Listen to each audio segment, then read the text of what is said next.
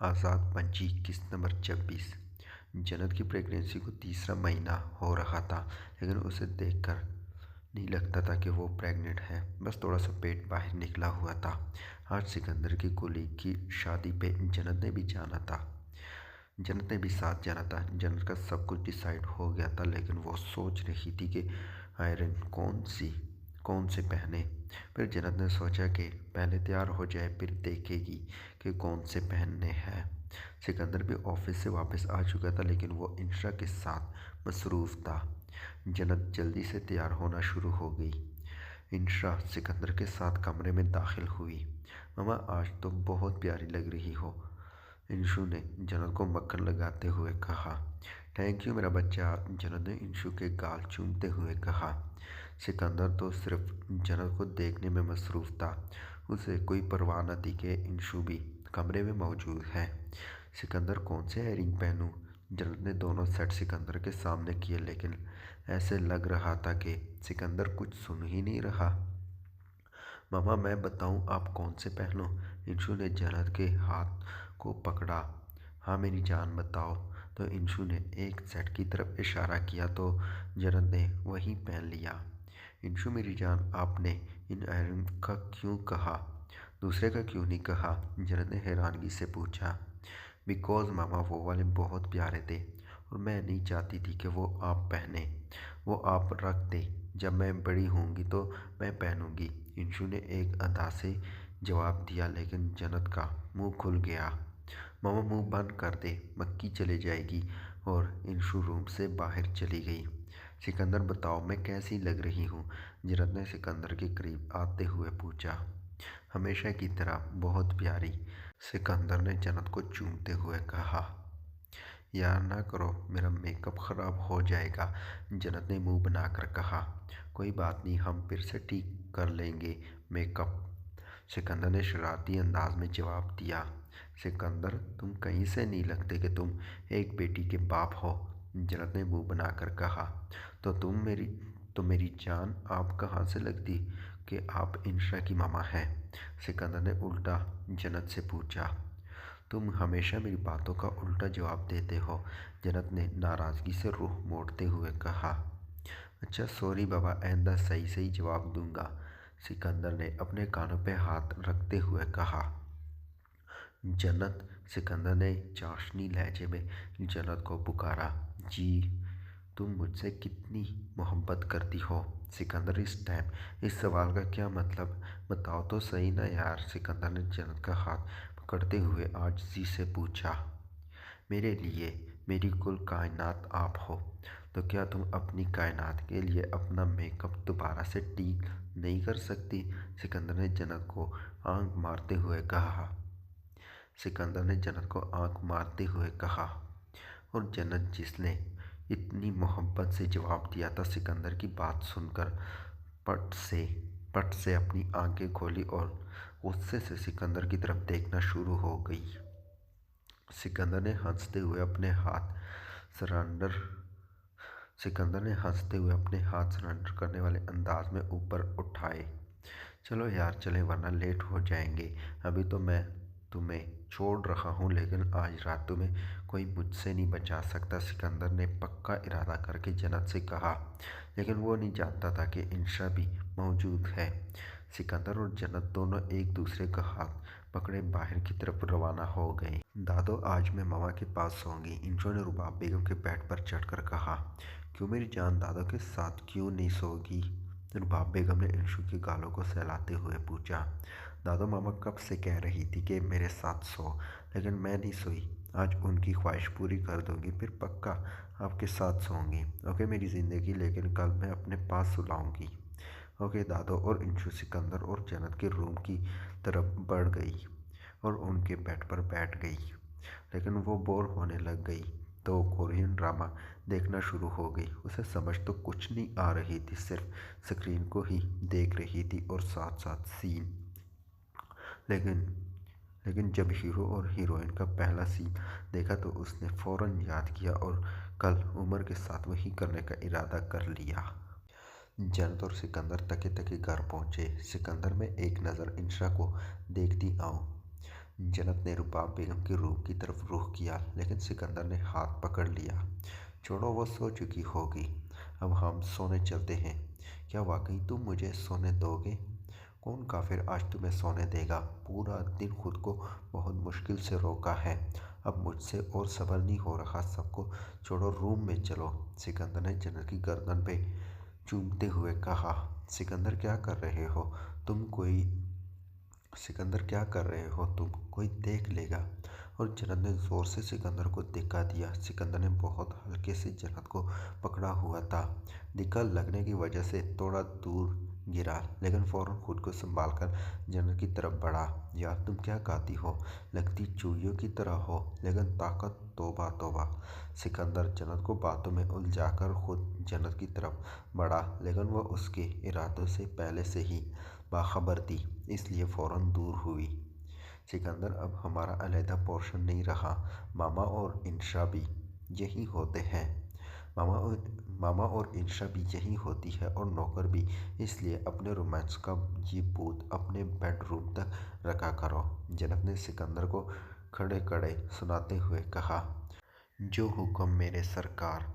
सिकंदर ने सर खम किया तो जन्नत हंसती हुई सिकंदर के साथ रूम में बढ़ी, लेकिन बेड पर इंशु को बरचिमान देखकर सिकंदर की तरफ देखा और सिकंदर ने मुंह खोलकर जन्नत की तरफ। शुक्र है मामा बाबा, आप दोनों आ गए हो। इंशु कब से बोर हो रही थी। इंशु ने मुंह बनाकर कहा तो वो दोनों अपने जज्बात पे काबू पाकर इंशु की तरफ बढ़े। तो इंशु बेड पर खड़ी हुई और सिकंदर के लिए बाजू वहाँ किए तो सिकंदर ने उसे अपने गले से लगाया और दोनों गालों को चूमा। और फिर इंशु जन्नत के गले लगी। जानू, अभी तक आप सोए नहीं? सिकंदर ने ही सवाल पूछना अपना फर्ज समझा। नो, क्योंकि आज इंशु को मामा के साथ सोने का दिल कर रहा था और इंशु अपने भाई को प्यार करना चाहती थी। इंशु ने जन्नत के पेट पे हाथ रखते हुए कहा। चलो जल्दी से बेबी को प्यार कर लो, फिर दादों के साथ जाकर सो जाओ।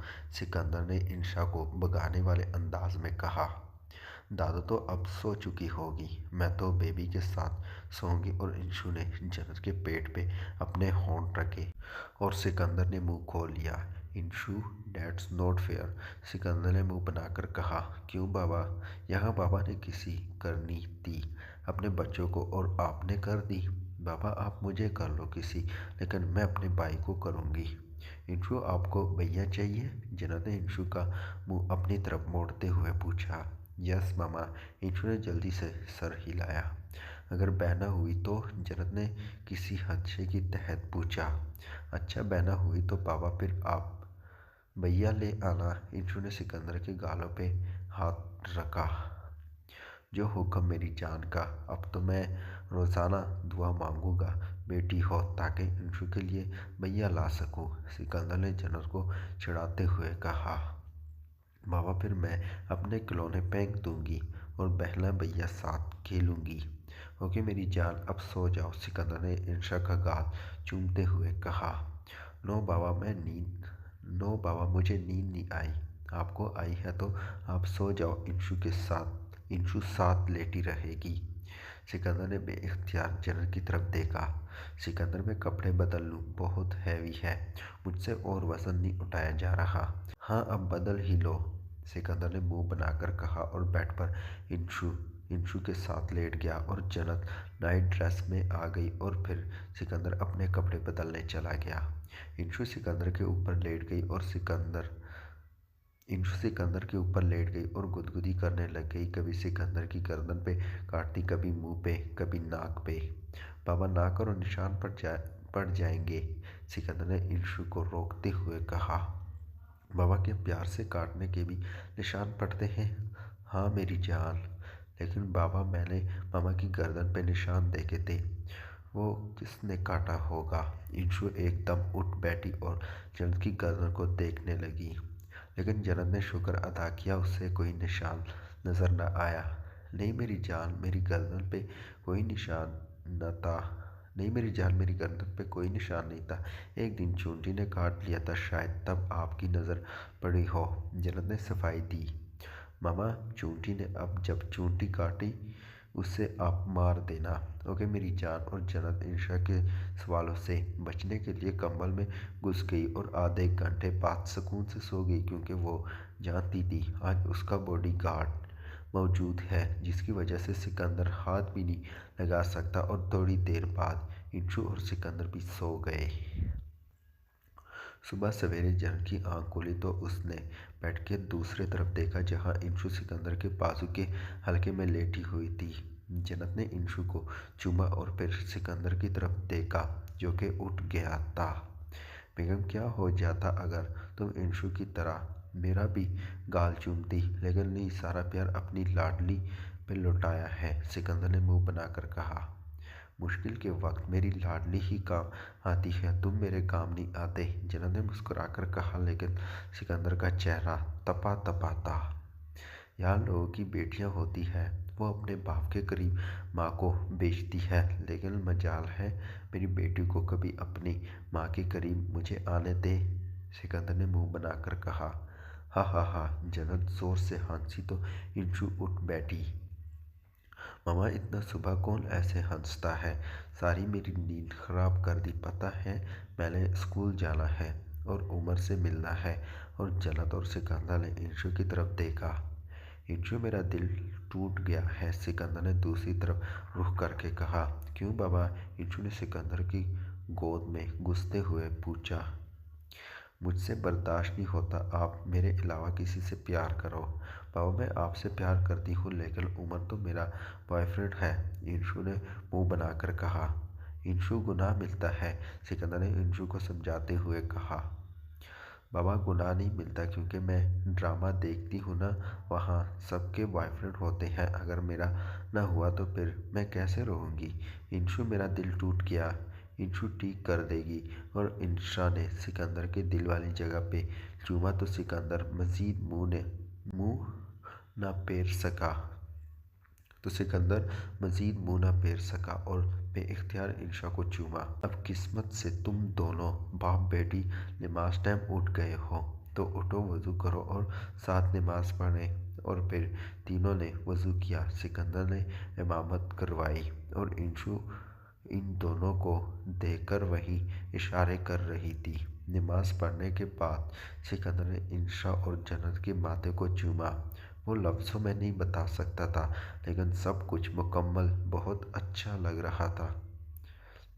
वो चाहता तो अपनी आला बरकरार रखकर जन्नत को मारता पीटता, लेकिन उसने जन्नत के बाप के किए की सज़ा ज़्यादा अरसा जन्नत को ना दी, जिसकी वजह से आज पुरसुकून ज़िंदगी जी रहा था अपनी बेटी के संग, जो कि उसे जान से भी ज़्यादा अजीज़ थी।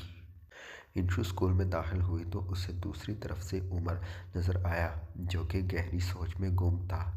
इंशु को ड्रामे का सीन याद आया तो वो जल्दी से उमर की तरफ बढ़ी और ख़ुद को किताबों में मगन करके उमर से टकराई, लेकिन उमर ने कोई ध्यान न दिया, जिसकी वजह से इंशा फर्श से जा टकराई। फर्श पे ज़ोर से गिरने की आवाज़ पर उमर ने नीचे देखा तो इंशु नज़र आई। इंशु, उमर ने हैरानगी से इंशा को खड़े करते हुए बुलाया। तुम किसी काम के नहीं हो। मूवी में तो लड़के अपनी लड़की को गिरने से बचा लेते हैं, लेकिन तुमने मुझे नीचे गिराया, अब मैं तुमसे नाराज़ हूँ। और इंशु सूसू करते अपनी क्लास की तरफ बढ़ गई और उमर मुंह खोलकर वहीं खड़ा था। वो पछता रहा था इंशु से दोस्ती करके। सारे लोग मिलकर मुझे पागल कर देंगे। और उमर अपनी क्लास की तरफ बढ़ गया।